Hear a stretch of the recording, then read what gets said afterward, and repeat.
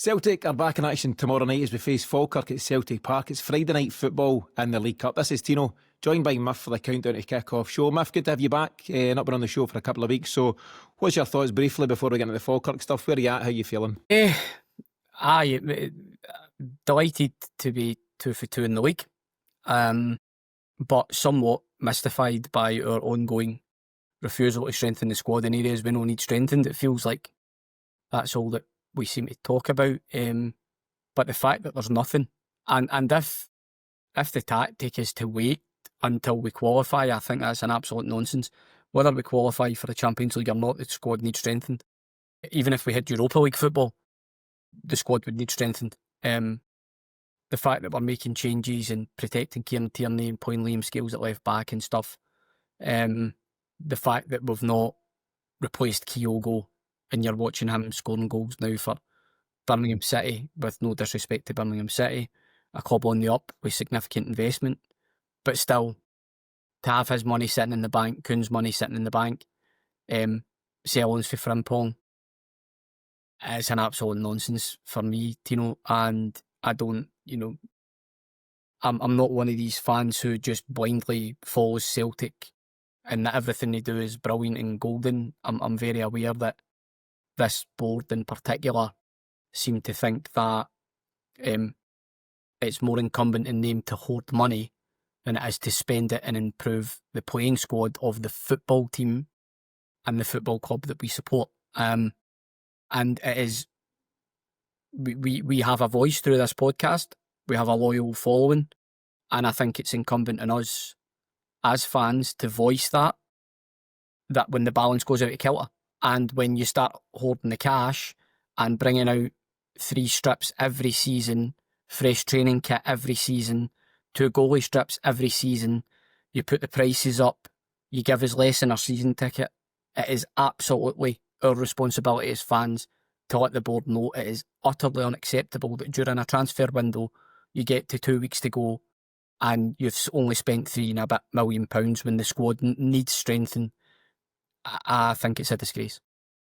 Yeah, and I think of all the points you've made there, you can see why it sticks in the throat of so many fans, and it's just so frustrating. And you made the point there, the strategy absolutely seems to be, let's just wait and cross the fingers and hope for the best with this mammoth journey to Kazakhstan, and just hope that it all goes smoothly and we get through it, and then we'll start spending money. I put an article out yesterday, Mif, and described it as the classic chicken and egg. Celtic are waiting to spend and hoping to then qualify rather than spend first and giving yourself far more of a chance of qualification.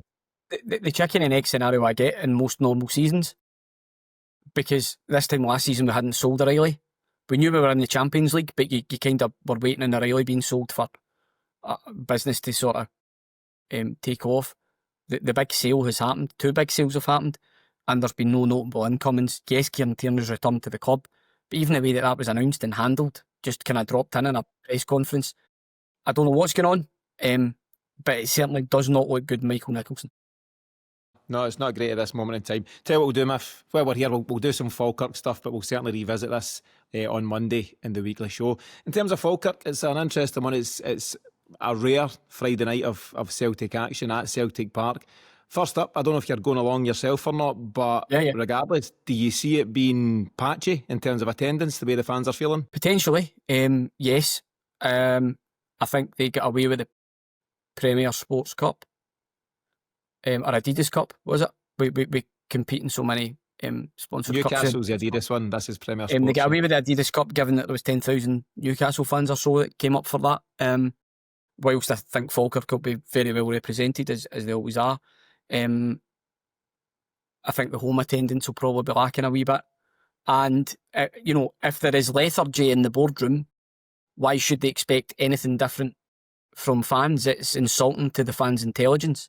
If you run the club in a lethargic and reactive way, expect the fans to treat you with the same disdain as you treat them.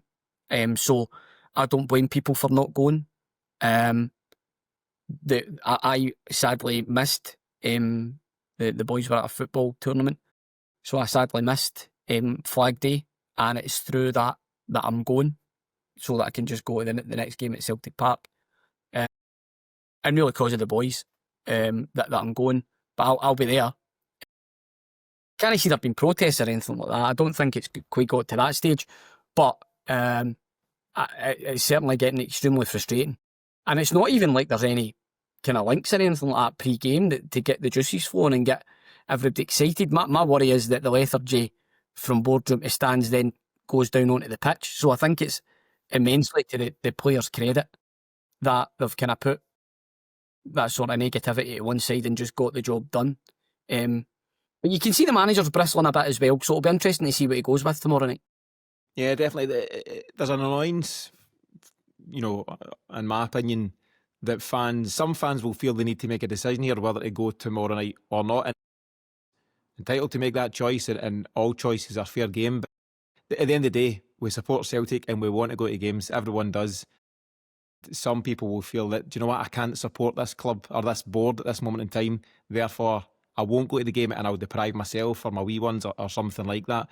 And it's annoying that it's come to that. And the issue is never with the team. And generally speaking, the issue is not with the manager. Everyone's fully behind everything there. It's just becoming more and more galling in terms of the off the park stuff. The club, for the most part, is well run in terms of its balance sheet.